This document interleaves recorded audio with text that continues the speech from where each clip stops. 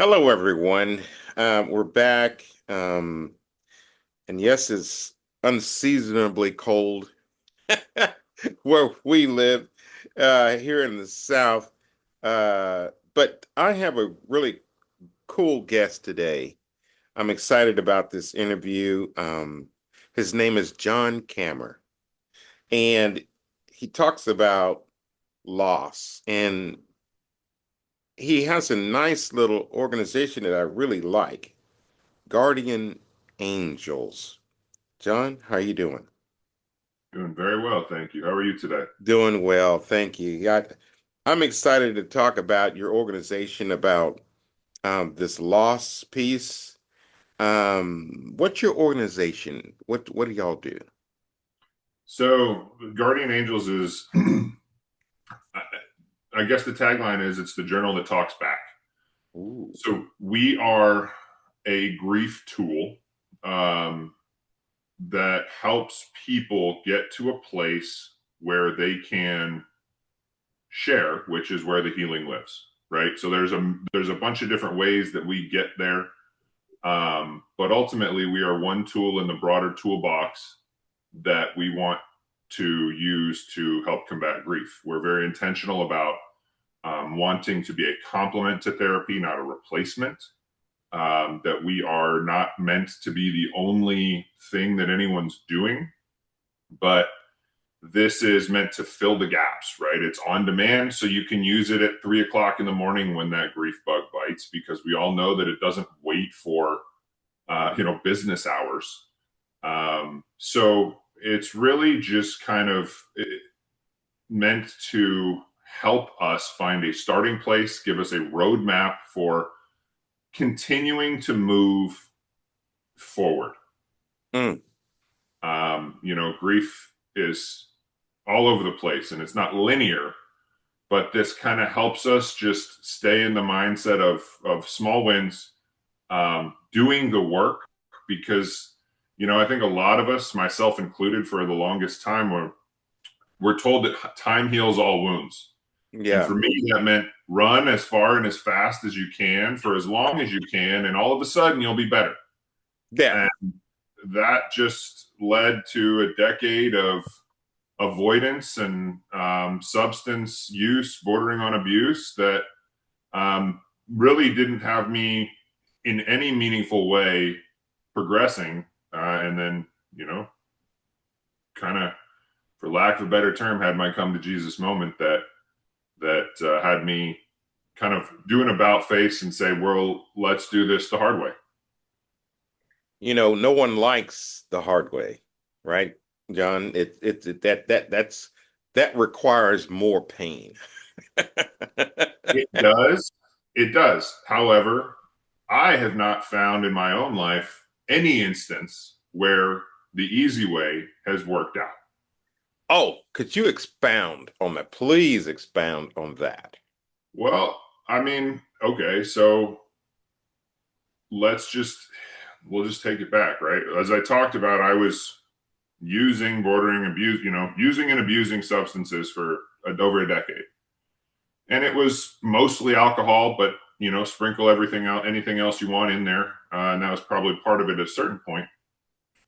But so this was, I guess, in 2023 where this really all came to a head, where I was at that point using kratom daily.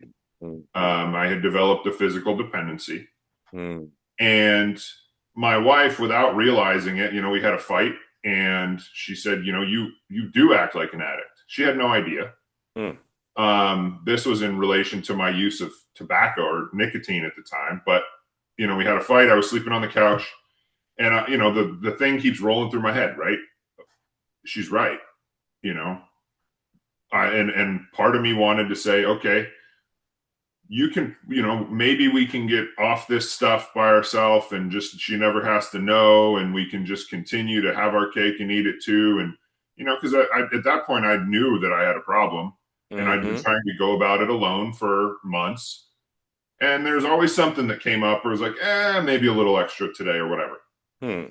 And I had the conversation with myself that I said, okay, you can keep doing that. You can hide it from her. Maybe you make it out, maybe you don't. Hmm. Or you can go and do it the hard way. You can have the hard conversation with yourself. You can go look in the mirror and you can come clean and you can actually address the problem, not the symptom. Hmm. And so I walked into our room. I dropped the bag of capsules on the bed and said, "You're right. You have no idea how right you are." Hmm. And putting it out there, being held accountable to someone besides myself, Hmm.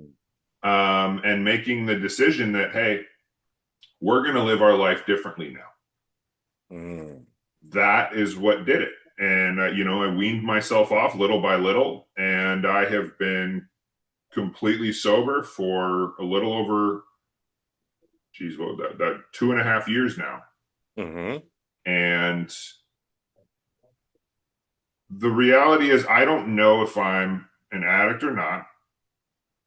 I went to the meetings. I did not resonate with the people who were doing, who were like, I'm on my fourth marriage. I'm going to lose my house. I can't stop. I knew what I was doing every time I picked something up. I was looking for Hmm. a buzz. We'll call a spade a spade. I knew exactly what I was doing. Hmm.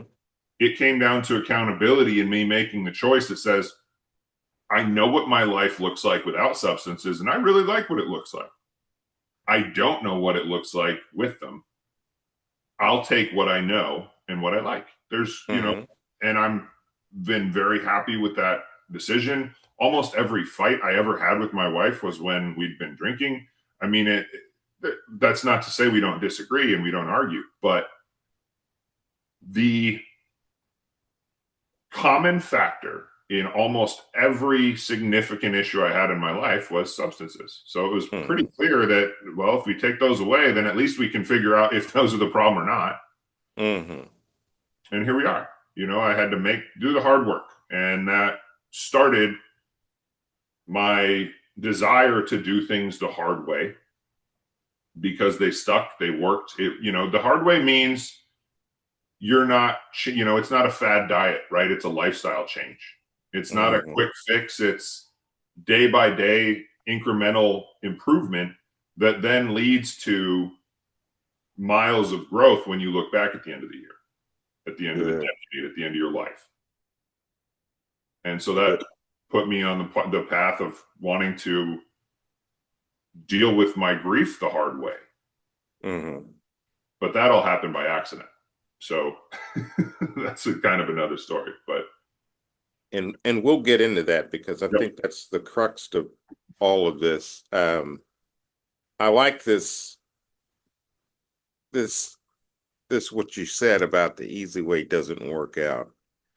I'm thinking about my life and the most valuable lessons that stuck.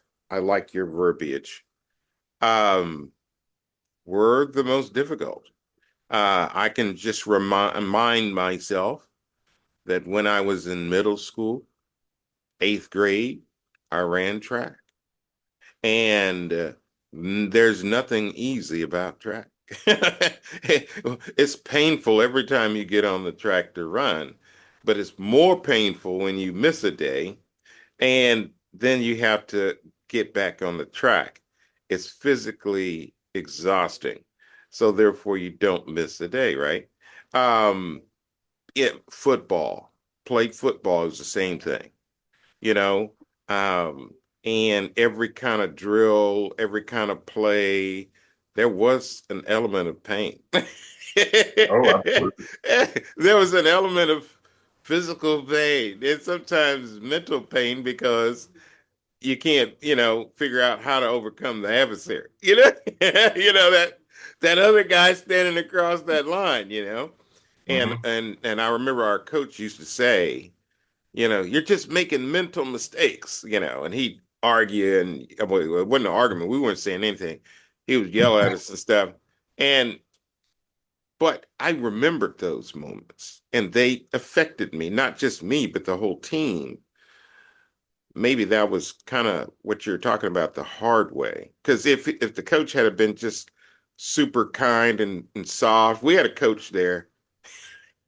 I can't remember his name, but he wouldn't cuss. This is in the 80s, long time ago. And so he would say weird things, instead of cussing, and we would look at him like, "What'd you say?" Because it didn't have the same effect, John. I had one of those too, and but there were certain things that he would say because he didn't curse, it made it that much more impactful. You go, oh, he's serious right now, and it wouldn't be a curse, but it would be close enough where you're like, oh, I'm gonna shut up and do my Yeah, yeah, all of that, is it was the threat of doing bear crawls after practice Ooh, mm-hmm, that caused us to be on time. But we had the experience, John. The bear mm-hmm, crawls before we understood. Oh no, we don't need to go there again. right. So I like what you said. I think it's quite effective. I think that's quite good. Um, Now tell us about your grief and how did you cope with it? Tell us. We want to hear everything. All the dirty. The, You're gonna get dirty. You're yeah. gonna get dirty. I We don't hold back anymore. are. So I guess this started 13 years ago, when one of my best friends committed suicide. Mm, And at that time, that is the moment that shattered that whole idea that we all have when we're young of, invincibility and you know, things are all going to work out and the world is a nice place and, happy go lucky, right? And so that was when I was 21. That was when the reach for booze was the easiest that it mm, had, would ever get to be, really. I didn't have to go through alternative channels. It was just there. I was at a point in my life too where I didn't have a whole lot of responsibilities other than, pay rent basically. So it was kind of confluence of a lot of things that allowed me to let myself kind of fall off the tracks. I was working in hospitality, and I've worked in hospitality for most of my life, but that's a lot of excessive drinking and substance abuse is normalized in that. So that allowed me to kind of hide even more for an extended period of time. So I I that's when it all turned from fun and partying to this is medication, this is habitual, this is what my daily life looks like.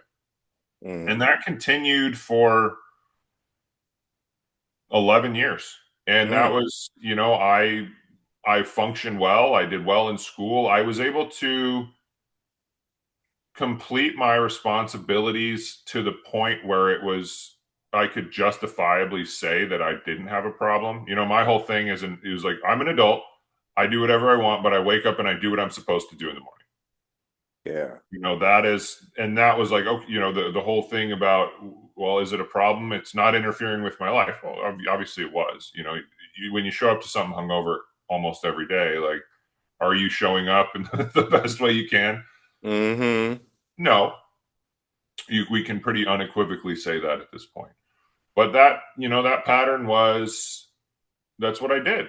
And I hid from a lot of stuff. I never really had the wherewithal to look back and say, why am I doing this? Until I got sober.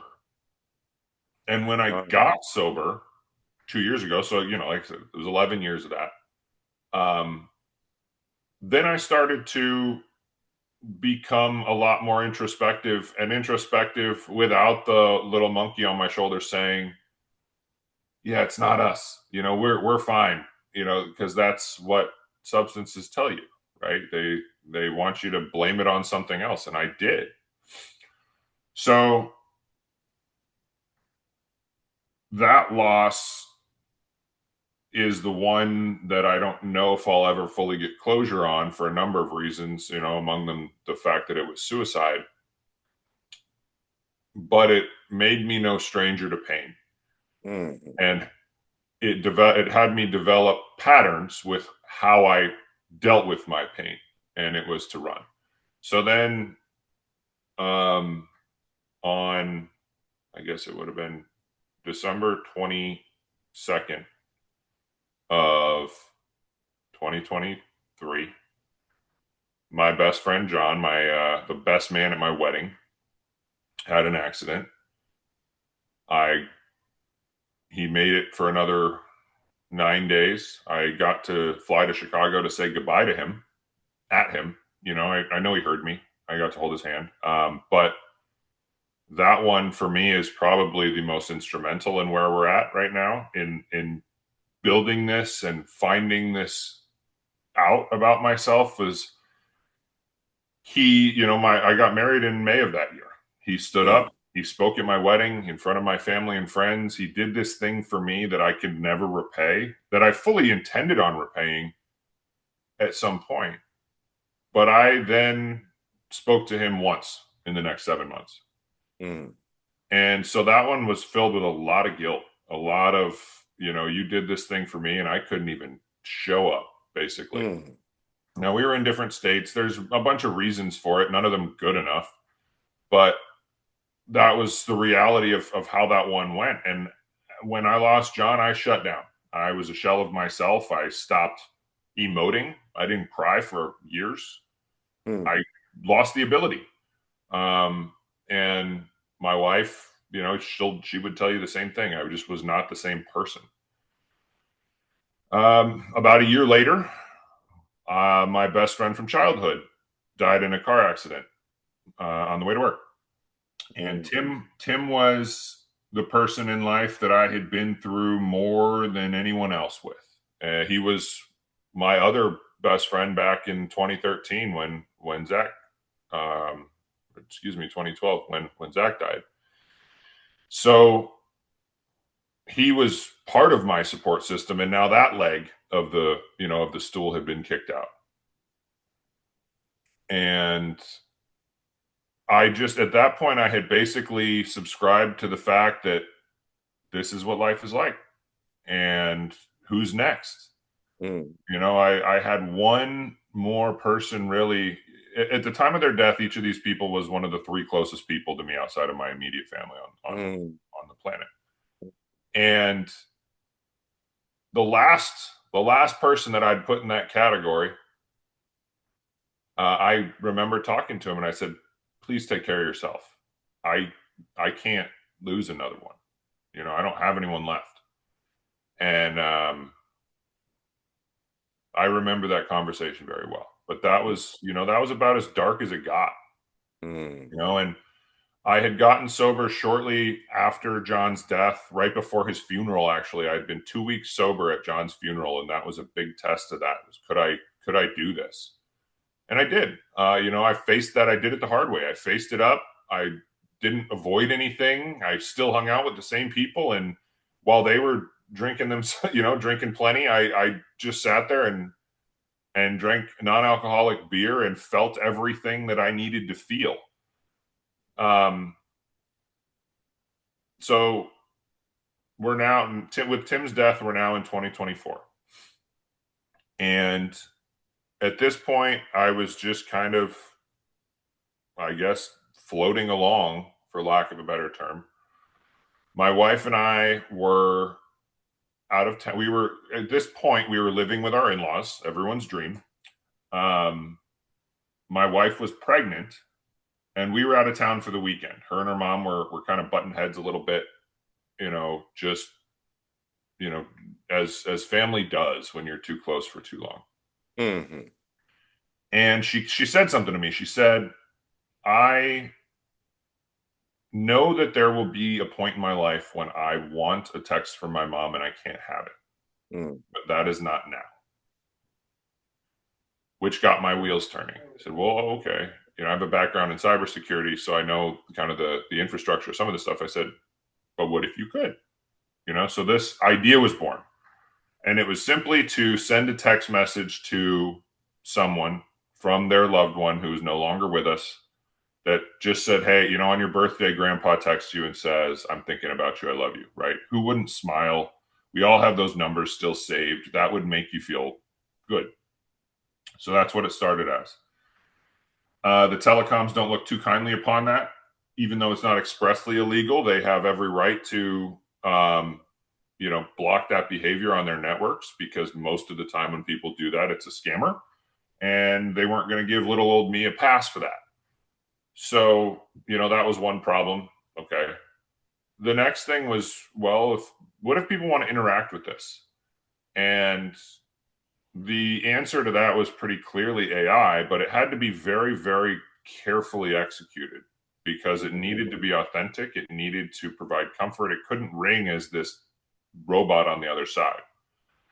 And so, in order to build something authentic, I had to rely on the only thing I had at that point, which was my own personal experience with loss. So I built that first iteration of what is now Guardian Angels in the image of John, and just started playing with it. And I was able to say the things that I was not able to say to him when he was alive or before he died, that had such a profound impact on really my ability to forgive myself. So I was able to apologize to him and tell him I wish I had been a better friend. And his response to me was what triggered all of that. The waterworks came, the weight was lifted. I was now in a place where I was open and curious about what it was going to take to heal and what that looked like. And in feeling what I had felt, I truly believed that there is someone else that would benefit from this in the same way that I have.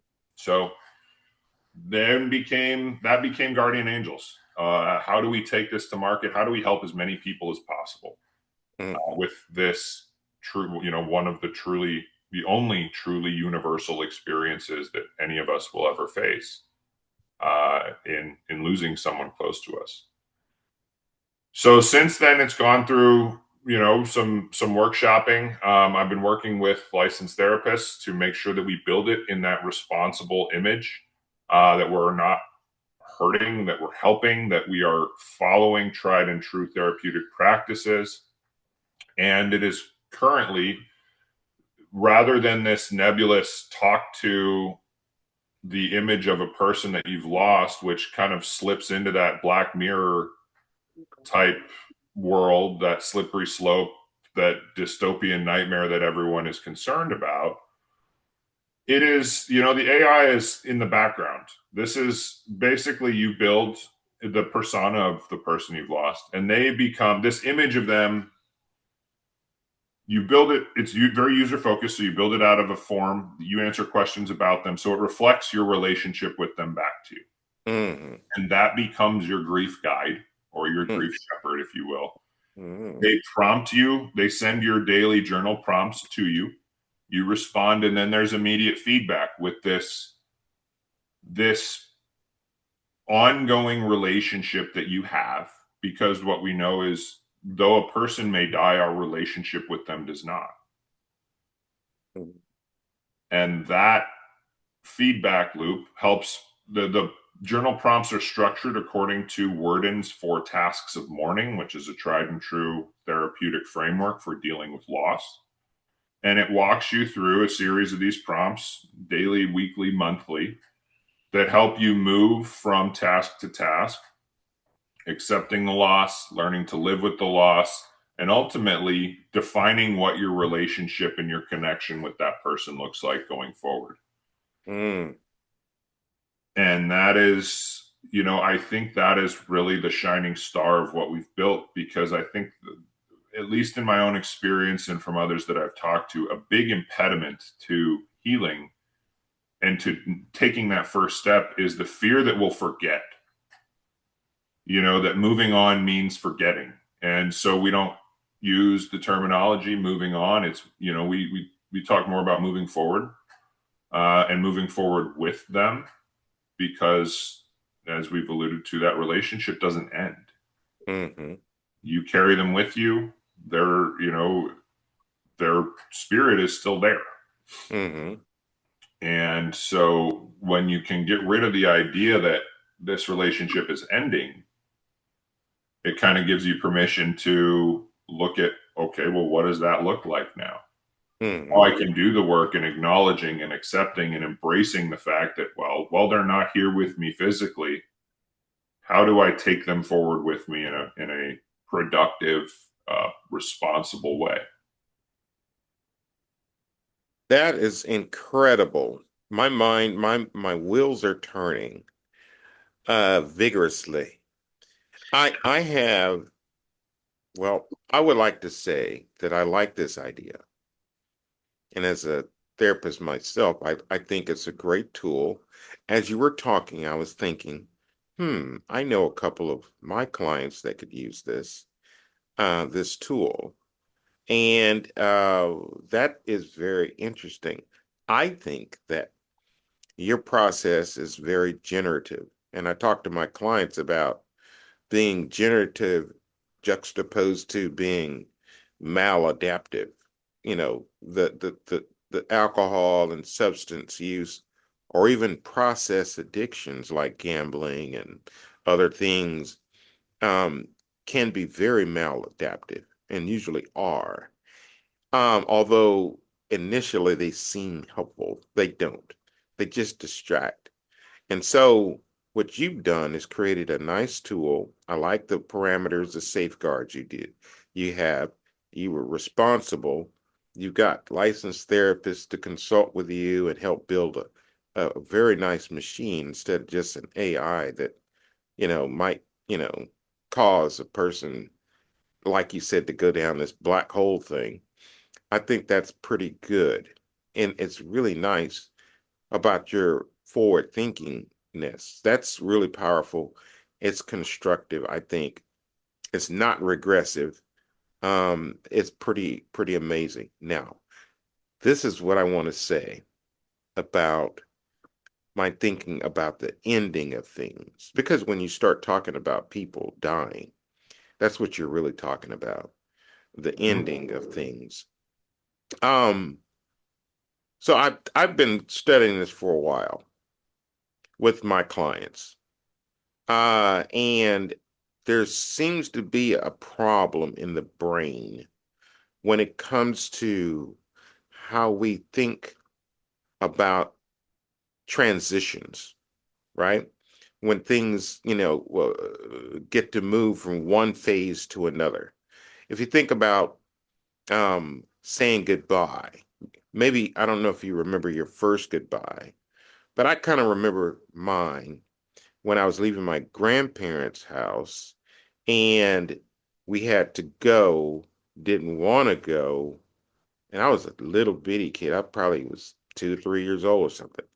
And I remember them standing on the porch waving like this, and that goodbye felt like it took forever because nobody wanted it to stop. And then we left, and of course there was crying and gnashing of teeth and all of that. But there are other instances where I remember that happening with my cousin going over to her house and playing and having such a good time as a little guy, and then having to transition away. That was traumatic because nobody wanted to stop. You know what I mean? So, and so then there was the crying and the gnashing of teeth and all of that business, and then somebody would do anything to maintain that connection. And so we would, you know what we did, John? We would start leaving stuff at our cousin's house just Yeah. just as an assurance that we would have to come back. You know what I mean? But that's what you're talking about. This Mm-hmm. this this connectedness piece. This is a valuable relationship. Don't want it to end. Have you ever been as an adult to a party where it was so good, or it could be, and I'm not talking about necessarily alcohol, but just a gathering, a good, wholesome gathering.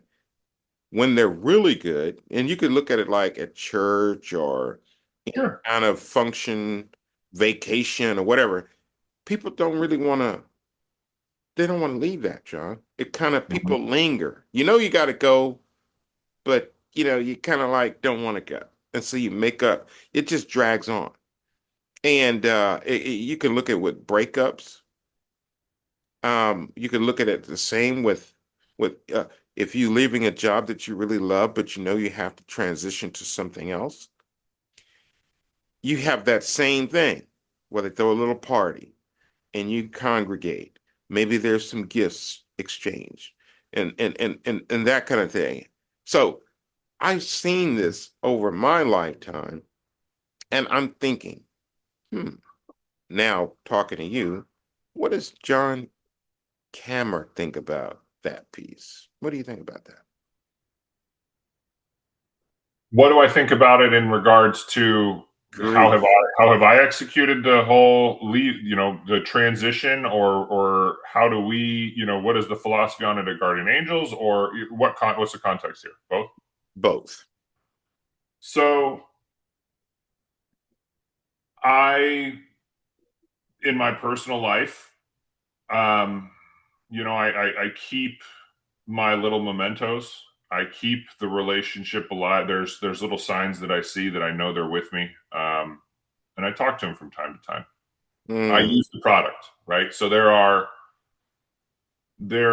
some of the journal prompts, for instance, right, or what is one thing you wish you could say to me today, you know, that help with both the understanding that this physical relationship is over, but we can continue to remain connected.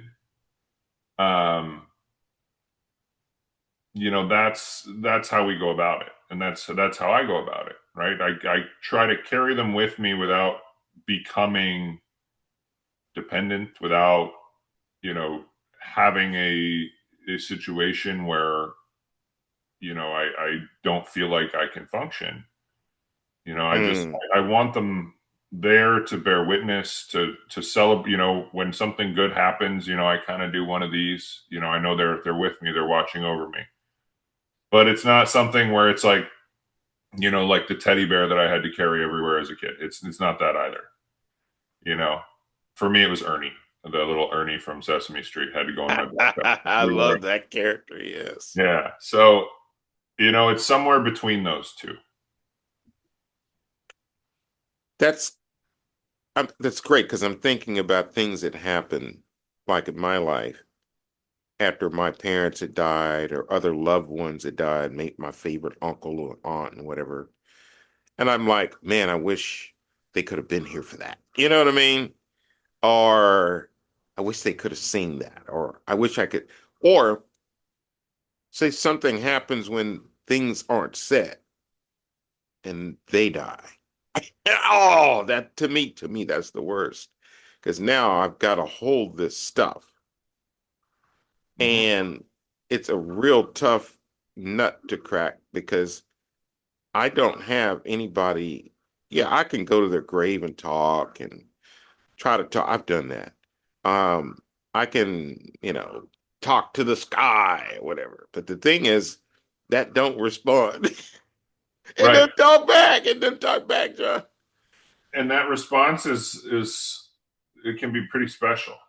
There's and there's there is a slippery slope with that. We got to acknowledge that, but ultimately, I think the criticism of AI being too powerful, or is there a potential for adverse consequences? Absolutely, Yeah, yeah. there always is. But what we need, for the same reason people demonize social media, right? Right, right. What these technologies do, they're not thinking. It's not really thinking. What it's doing is reflecting back you. Oh, whoa, whoa, whoa, whoa, whoa. Okay, say that one more time. Say it for the people in the back of the room. Well, what these technologies do is they reflect back you. When Mm, people talk about the algorithm doing this stuff on Facebook or on Instagram or whatever it is, it's only giving you what you have consumed. It's only giving you what you have demonstrated a desire for. Mm. So it is reflecting back at you. If you consume nothing but fear mongering, political stuff, news, that's what you're going to get. If Right. you consume, rainbows and butterflies, that's what you're going to get. So it's Yeah. reflecting back you. And in the same way, when you talk to this product, right, it is you have designed the persona in the image of the person you have lost, your relationship with them. It is reflecting that back at you. Hmm. So it's not coming up with original thought. That's not how AI works at this point, at least. This is basically the way that AI functionally works is statistical probability of what is the next word. So Hmm. you're just giving it the context to make a more educated guess based on you. When I talk to my chat GPT, that open I have to really qualify a lot of comments before it can really respond in the way that I need it to. Um, I have to give it context. I have to, I have to train it Mm-hmm. for me. Mm-hmm. There's a guy in this building. He's a cool dude. And he's a tech guy like you. And he teaches these AI classes and stuff. And his AI sounds like, somebody from the hood. You know what I mean? His voice and all that and intonations and everything is kind of cool listening to it. But he trained it and he, you know, got it to be that way for him, for his own style and the way he moves and grooves and everything. So I like this. It's a reflection of you. What would you say to somebody who, and this is, going to be a tough one, they lost a child. They lost a child, their child. Um, would this be a good tool for them to try to process that grief? I think yes, but I think that we need to qualify with that. They need to take steps to ensure that they are in a place that either they are stable enough to handle it or they have, for lack of a better term, a chaperone. And that's where we're actually building that functionality now. Currently you can export what your conversations and take them to a therapy session so you have a starting place. Mm, That is one thing that helped me a lot, was organizing my thoughts to the point where now I can be effective in therapy. mm. Or we're building out the functionality where you can have that person, that chaperone or your trusted user that you add to your account, and they can, it will be shared with them digitally as well, Oh, so that they can keep an eye on, where you're at, and if there's any concerning signs. There were many, this is somewhat of an aside, but it's related, and I'll come back to the original question, but I have a background in cybersecurity. hmm. Privacy to me is non negotiable. In order to truly have privacy, we can't monitor conversations in the same way that they may be monitored on other platforms. Hmm. In order for people to trust that we're going to do that, we can't. We can't be in there. So we have made front and center the resources if someone is in a place where they think there's a potential for harm. There's a banner at the top of every page that gives you the resources for the suicide hotline and text, Oh, good. but in order to have the trust that people that aren't in that place need in order to be vulnerable enough for this thing to make a difference for them, we can't be monitoring it. So Hmm. we're going to put in place this guardrail that says if you think you're there, bring someone else along with you. Good. So, to the original question, is this a good place for someone to who has lost a child? I believe so, and here is why. As we talked about at the beginning, healing requires work, and it Mm-hmm. requires very difficult work, right? And this may resonate given the religious background too, right? Mm-hmm. Grief is something we must walk through. There you go. Okay. Guardian Angels is a handrail, it is not a Mm. destination. Mm. So we are going to be there to help guide you through the things and check the boxes you need to check in order to do that work. We're going to hold your hand. We can't do it for you, Mm-hmm. but there are things you need to face. There are Mm-hmm. questions you need to ask. As a therapist, right? You For your clients, for us, for the people sitting in the chair, the answers are in here. We have the answers. Mm-hmm. You help us get there, right? Right. So this is just meant to help you ask those questions in maybe a different way. It's meant to help guide you to thinking about this loss as, you know, for some people it's debilitating, and understandably so. Is there Mm. maybe a reframe that we can have? I have since these losses of mine personally, right? I can only speak from my own experience. In many ways I was stuck. I was in a, that paralyzed phase for a long time. I have now found a new beauty Mm. in what my relationship looks like with these people, and a purpose that doesn't ever happen. I don't ever achieve this purpose if the God forbid the horrible things that happen don't happen. Mm-hmm. So this is as much for my legacy as it is for theirs. But I have the privilege of honoring these people that were so dear to me by trying to help others come to the same conclusion that, this whole earthly thing, this is great, but this is a blip in time. Mm-hmm. Those relationships far transcend this experience that we're in, for somewhere less than 110 years, let's just say that. Mm-hmm. Yeah, I like the tool. And and I'm even thinking about people who are in the middle of the night. They have problems. Maybe they're drinking. Maybe they want to drink. Maybe want to do something else, something terrible, to themselves or whatever the case may be. Maybe they can talk to this piece, and it kind of can be some sort of tool to to talk them down. I like the banner that you talked about. I usually tell my clients to call 911 or call 988 when they're having these types of episodes. And so this to me has that dual functionality. Not everybody can get on the phone and talk to someone trusted.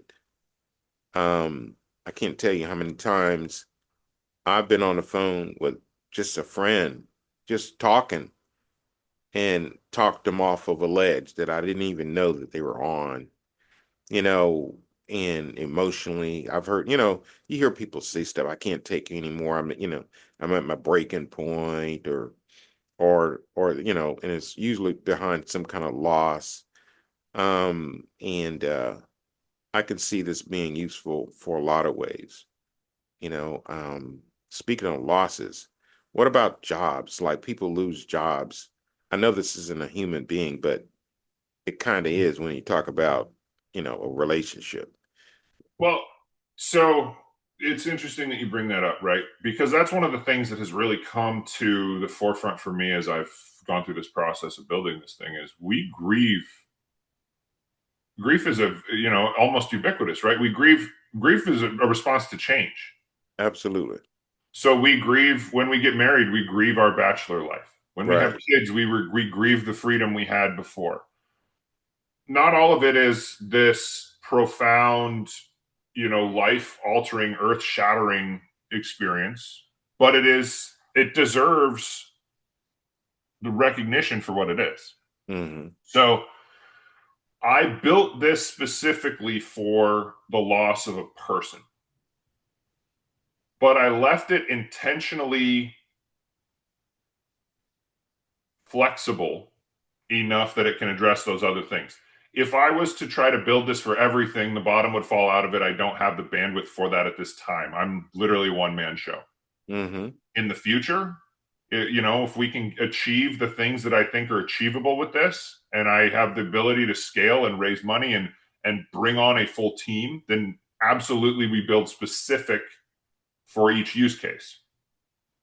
But the way that the persona is the persona form is, I mean, there's a question on there is, am I living or deceased?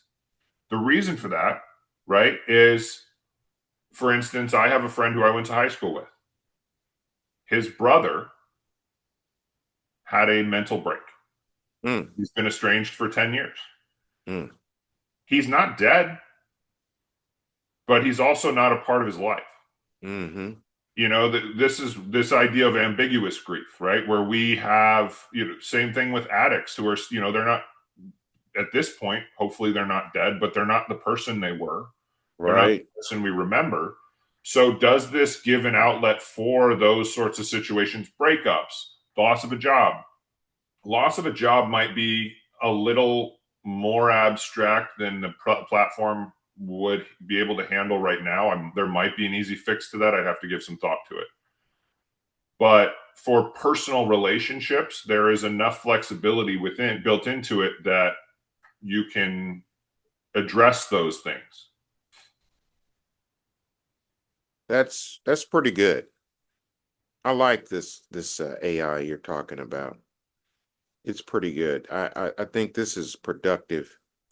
Well, Um, the other thing, if I may, real quick, the thing that I keep coming back to, and I get when I get pushback, especially from as I've gotten from a religious perspective, which I think is totally fair, by the way, is that this is too powerful, that this is going to corrupt people, that we're not ready for this, that, you mhm. know, all fair critiques, because there is an element of we don't know how this turns out.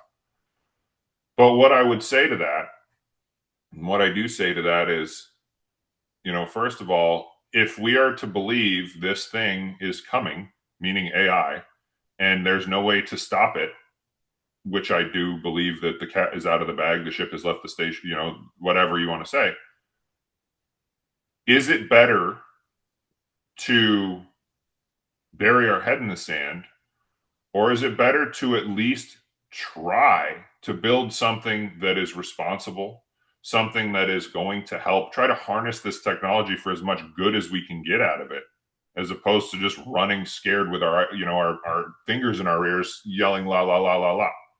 Yeah. I would argue we have the moral imperative to at least try to do something positive with it instead of resigning ourselves to whatever dystopian fate that we have in our head.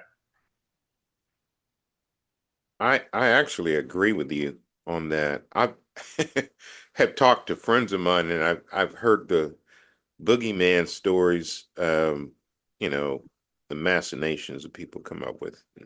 Mm-hmm. That's why I went ahead and took a class, just so I can know what is this thing. And I use it almost every day for my purposes, and it is useful. It's productive. I don't, I mean, you hear the boogeyman stories, but go back to what you said earlier. It's a reflection of you, and so I think that's a major guardrail right there with regard to your particular AI. I like what you've done with it. I like the safety that you built into it. It's functional. It makes sense. And I really like that companion piece, that accountability partner piece. That's very good. And, I want to encourage you to continue and in this because, I think it's a niche market, but when you integrate it with like counselors and other people, maybe pastors or something, the ones who are open to it anyway, um, you never know how this can be used. And I think it can help people. It helped you. You came up with it. Um, and it kind of helps with this grief cycle process. I like that. I think it's pretty amazing. I have one other question that we hadn't talked about necessarily with regard to the grief cycle. Anger is a big part of that. How would this AI respond to that piece? Well, going back to what we were talking about with, what is the role of a counselor? And again, I want to reiterate, this isn't designed to replace anything. But what this does is it asks you questions. Mm-hmm. So it prompts you with journal. And so it is going to ask you to name it. It is Oh. going to poke you and help lead you towards identifying what your anger is. Hmm. Where does it come from? And it's going to validate it because anger is a reasonable part of grief. Mm-hmm. It happens. So and it doesn't need to be explainable. That's one thing that I think, there's a lot of shame involved with our grief response Mm-hmm. because it's not necessarily who we see ourselves as. And Mm-hmm. I can say from personal experience, right? When Tim died, he was the third one, the most recent, my best friend from childhood. This was a head-on collision that happened on his way to work. Mm. I'm not proud to say this, but I was happy the other driver was dead. I was happy and I wanted his family to suffer. Mm-hmm. I have since come to terms with how that is not how I truly feel. I have explored that and I have, softened my position. Mistakes happen. I certainly don't want his family to suffer. Mm-hmm. But it took a while to come to terms with and recognize that that was just how I had to work it out in my head in the moment. Mm-hmm. A lot of grief, especially at first, is survival. Mm-hmm. I think a lot of the mental gymnastics we do are just getting us through the day. Early on, just getting it through the day is a win. You know, Mm-hmm. waking up, living to fight another day, waking up and trying again tomorrow is a that is a successful day. Yeah. And I think we put too much pressure on ourselves to like have a profound breakthrough every day, which is not how it works. No. It's you have those profound breakthroughs once and every however long, right? But it's like it's the old analogy of, you hit the brick 200 times and on the 200th it breaks. Was it the 200th time? No, it was the 199 before that. Right. Right. Right. And so we a lot of this is in our head and we just think we need to have it all figured out because the unknown scares us. Yeah. That's fair. And it's always going to scare us. But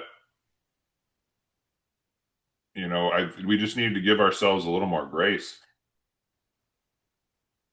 I think that is exactly right about the grace piece, and we need space to grieve. Grief with you and grief with me, they look different. To give ourselves the room for that. Not everyone grieves the same way. And the process takes different times. I like the fact that this really encourages you to seek a therapist and use this as a tool, a guideline, guide rail, uh, a support. It's pretty good. It keeps people from just going to the AI, which is, something I've always been concerned about. And then, I'm just thinking back as you're talking. When my mother died, there were some interesting things there. There's a part of me, because she was sick for so long, that kind of relieved that she wasn't suffering anymore. But then there's another part of me that was angry that there were things left undone, unsaid, you know. And so I remember going to her grave after the funeral and just laying on the grave crying. And you might as well say I probably had a little meltdown. Um, and that was something that I can imagine a lot of people having, but they don't have an outlet to channel that piece. I see this AI as a channel for a lot of that emotionality in that, that ground couldn't talk back to me. You know what I mean? It couldn't, articulate. It couldn't, it was just cold ground. And this piece is quite good that you're using an AI that simulates, something necessary. I like the prompts. I can't wait to see this actually uh, working. How can we get a hold of this AI of yours, John? So, guardianangels.ai is the website. Uh, It is a web application in its current form. We have plans to migrate to mobile. It's probably still going to be a little bit.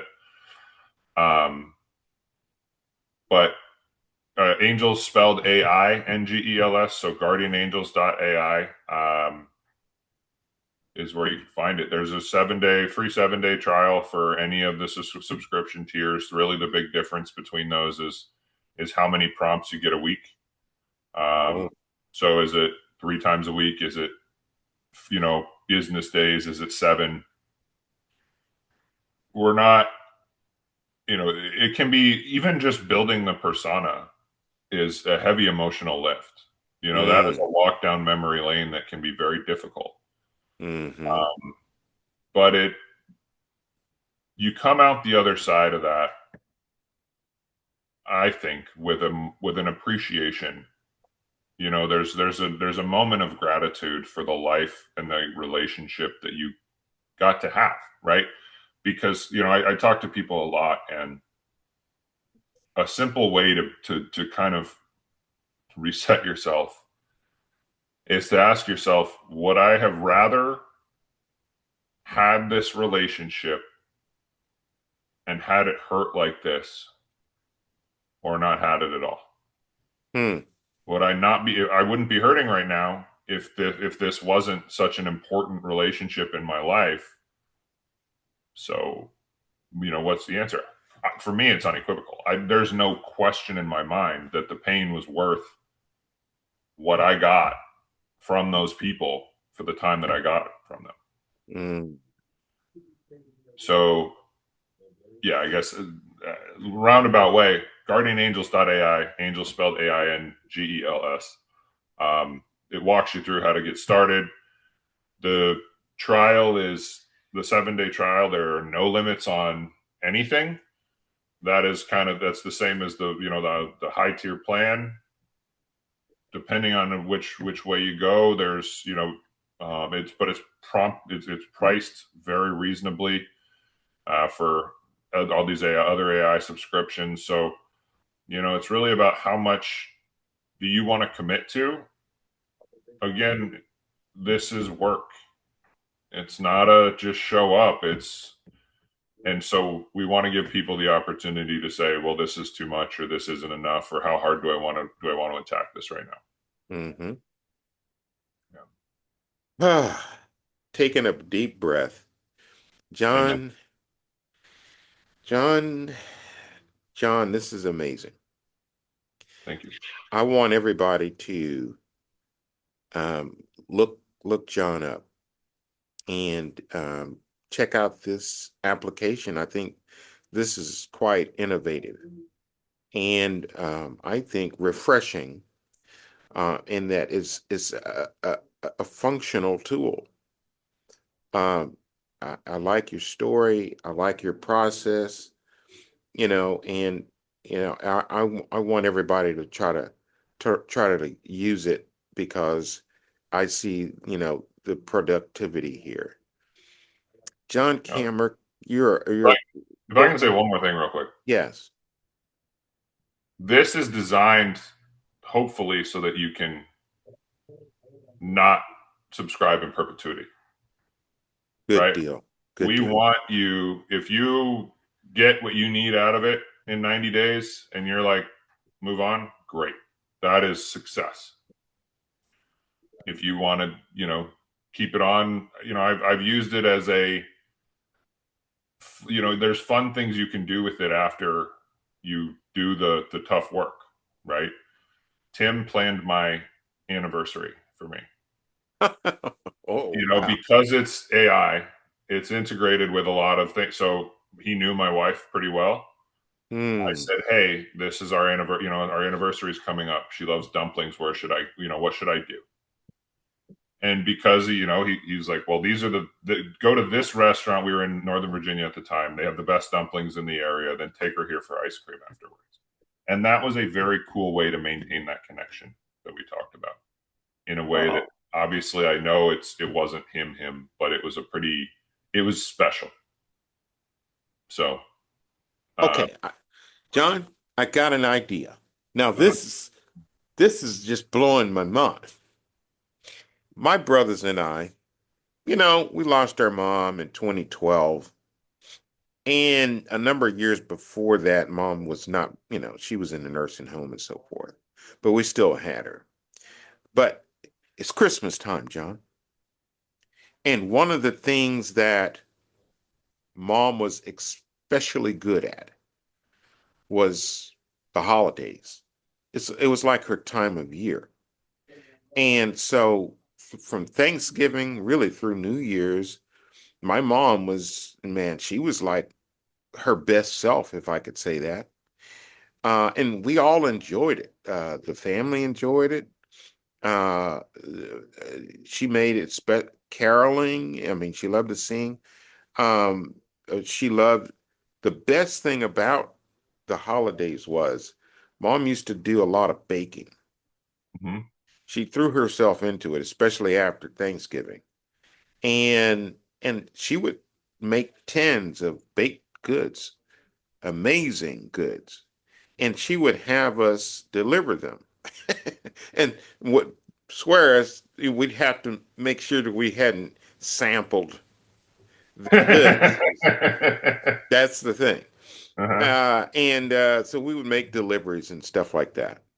And so it was a wonderful time. Everybody enjoyed that season. I think my mom really helped a lot of people through that giving process.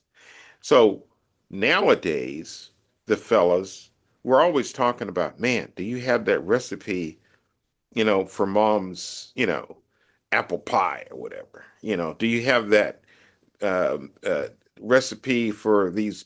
Mom made some amazing cookies and things like that, or cakes or whatever, tea cakes. That's what we do down here, tea cakes or whatever it is.